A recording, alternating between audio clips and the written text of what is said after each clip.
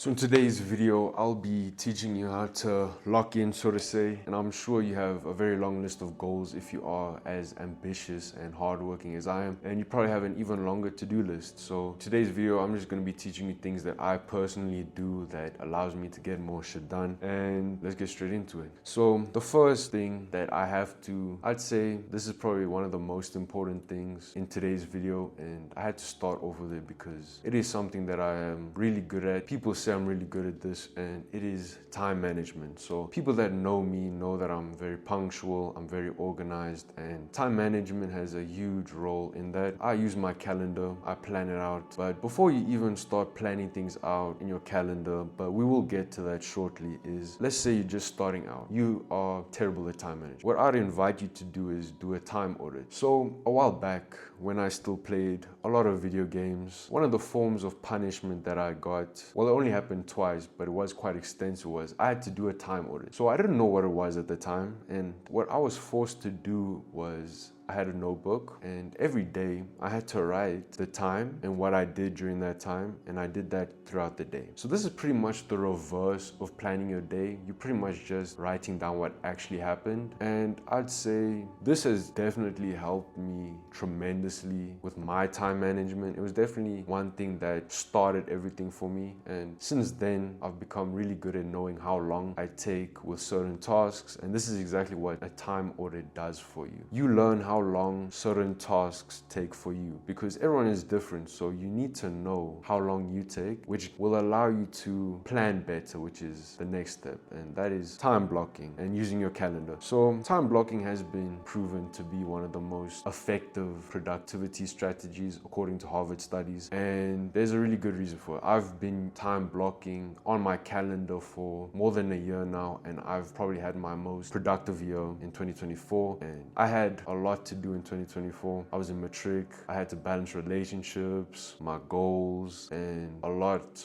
of other things, and I'd say time blocking allowed me to balance everything and just allow me to do what I needed to do when I needed to do it. So you can time block in a journal, but I personally use my calendar, and it doesn't matter what calendar app you use. I personally use Apple Calendar because I have a Mac, I have an iPhone, so the Apple Calendar works quite well for me, but Google Calendar is also a go-to, but it doesn't really matter what calendar you use. But what is important is that you stay consistent with this, because it won't help you to do this every now and then. You should discipline yourself in doing this regularly. I plan my day out the night before, so I'd invite you to do the same. You can also use recurring tasks or events, which means you don't have to start fresh every single day. Some things do stay the same. Like me, my sleep schedule doesn't really vary too much, so I can just repeat the time I sleep on my calendar. Also, just certain routines that you have, like your morning routine, your evening routine, you can just put that straight in. And then the last thing that I'd say with regards to time management is setting deadlines, whether you actually need to have a deadline or not. And I know in school we have deadlines for assignments,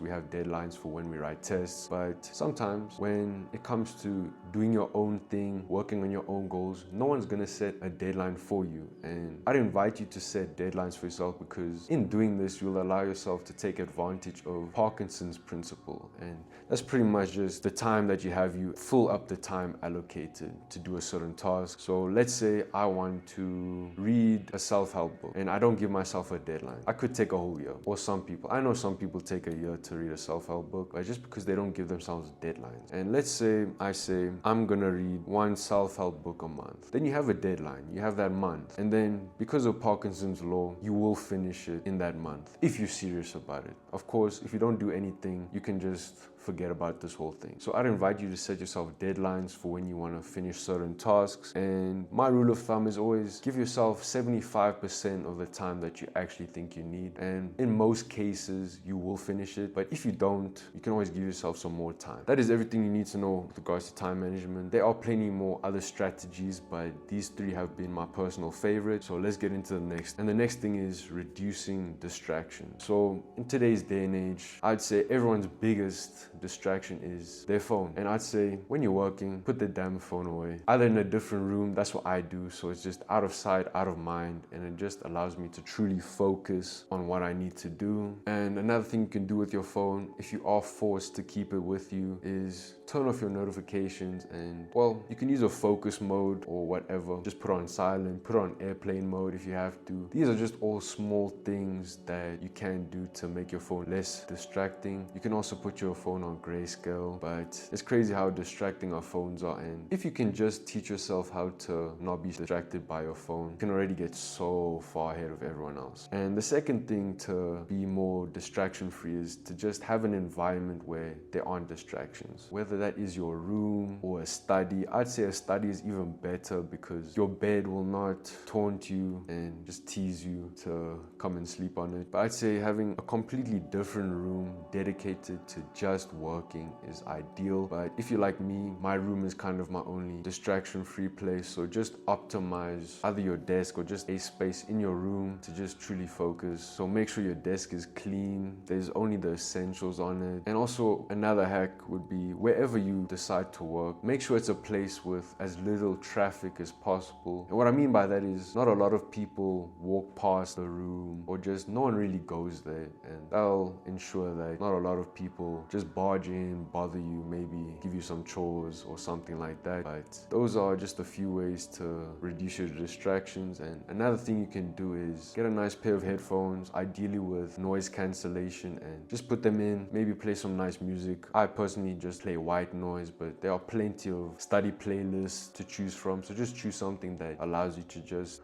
focus on your work. And so those are just a few ways to reduce distractions, and it will definitely allow you to accomplish a lot more. And the last thing that you can do to really just get more done is to delegate. So I know a lot of people have a problem with delegating things, and for those that don't know what delegating means, put simply, is just making someone else do something for you instead of you doing it yourself. And there's a reason why millionaires, multimillionaires, billionaires hire private chefs, people to do their laundry, to clean the house. It's because they value their time. And there's a reason why people say time is money, and I'd argue that time is even more valuable than any form of currency. But some things are just not worth doing, and if you can delegate those things, it will give yourself more time to focus on what really is important. And I do understand there are always going to be things that you don't want to do that you do have to do, but if you can find a way to delegate some things, I'd highly recommend you do that. Well, those are 3 things that will help you to get more shit done in 2025. Hopefully this video helped you guys out. If you guys know anyone that is struggling to lock in, send this video to them. I think they'd find this super valuable. And that is all I have for you today. Don't forget to like and subscribe. Also turn that notification bell on so you don't miss a single upload. I do plan on uploading twice a month, so every 2 weeks. And I've also been starting to post content on Instagram, so if you haven't followed me already, make sure you do that. I'll catch you guys in the next one.